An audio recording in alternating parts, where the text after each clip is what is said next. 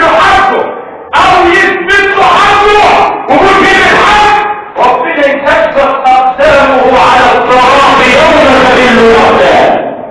طب اسمع كده واحد ده. الامام الذهبي في كتاب الكبائر ذكر قصه في غايه الروعه، بس واحد هنا كمان مره كده ومن اراد ان يراجعها فليراجعها في كتاب الكبائر للامام الذهبي. قال الامام: كان ملكا من ملوك الارض ظالما، هو ماشي في يوم من الايام راى طيارا يصطاد سمكه، اصطاد سمكه كبيره فحصلت المقصد بتاعه ورسل ما قسم الله عز وجل له، وبدأ يتوجه لأولاده وإلى بيته الذين هم أولاده يبكون من شدة الجوع، لأنه هذا الملك الظالم الذي لا يخلو منه مكان ولا مكان. اسمع، وأراد أن يأخذ منه السمك، فقال له هذا الرجل الصياد: اترك هذه السمكة فإني والله لا أملك غيرها وإن أولادي يكون من شدة الجوع. فقال له هذا الملك الظالم: دعك عني. ثم أخذ السمكة وانصرف وذهب لبيته وطهاها وكلها ونام، لكن الله عز وجل لا ينام. لا إله إلا الله. الله لا ينام ولا ينبغي له أن ينام. اسمع، وفي منتصف الليل شعر بألم في أحد أصبعه، حتى الألم شديد في صدره، لأن بعض الروايات قالت إن السمكة اتخبطه وحطته من صدره فحس الألم، فقام وأسرع إلى أقرب طبيب، وصلى على الطبيب صلى الله عليه وسلم.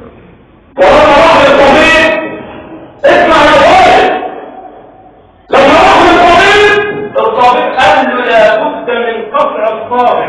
ليه؟ قال له هيعمل غرغرينه في الجسم وتكمم وهتموت. فلما الصابع قطع ذهب الى بيته لينام، فشعر بالصابع الاخر فيه الم اشد من الاول. انا في الدنيا والعذاب الاخره اشد وارهق. خلي بالك، فلما ذهب الى الطبيب مرة اخرى قال له الطبيب لابد من قطع كف اليد، لازم الكف يقطع. اوعى تفكر ربنا كلمة صوت العمل، لا،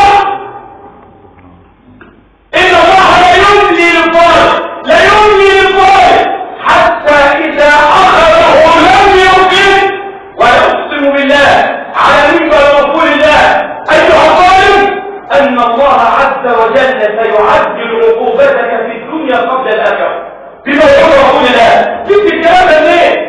كل معصيه تعملها مؤجله للاخره، اي معصيه تعملها مؤجله للاخره الا اثنين. اسمع منهم ايه؟ اثنتان يعجل الله بهما في الدنيا قبل الاخره: الظلم وعقوق الوالدين. الاثنين لازم تشرب بنفس الكاس في الدنيا قبل الاخره. فقطعوا كف اليد، فذهب الى بيته لينام، فشعر بألم اشد من الاول والثاني، فذهب للطبيب. الطبيب قال له ايه؟ لابد من قطع الذراع كلها. وبعد ما قطع له الذراع قال له فتش كده، انت عملت ايه؟ واحد بيسأل ابني عم الشيخ وديه مواد كليه، وديه دروس وبيسأل برضه. البيت كل يوم عنده ركوب، كل يوم مشاكل في الطلبه، من ايه؟ دور على ايه؟ شوف الاكل ايه وزيته والمكتوب عنه في ايه؟ وكان الطبيب بسيطا فوقع له الرجل الصياد الذي اخذ منه السمكه. اسمع بقى واحد الله، فأخذ هذا الرجل الصالح الذي قطع سراره كل مال وحطه في نفس المصطف اللي فيه السمكة، وذهب يبحث عن الرجل الصياد حتى وصل إليه. قال له انت مش عارفني؟ قال له مش فاكرك. قال له انا الذي اخذت منك السمكة وهذا مالي كله لك، ولكن بشرط منك السمكة، ايه الدعوة اللي انت دعيت بها علي؟ قال والله لا دعوت الا دعوة واحدة، رفعت يدي الى السماء الى من لا يدخل ولا ينام وقلت يا رب ان هذا الرجل قد اخذ مني السمكة بقوته فعلني فيه قوته. لا اله الا الله. هذه السمكة بقوته فعلني فيه قوتك. فكان خرج هذا الرجل الظالم يلف في الشوارع والطرقات ويقول من رآني فلا يظلم أحدا، من رآني فلا يظلم أحدا، لا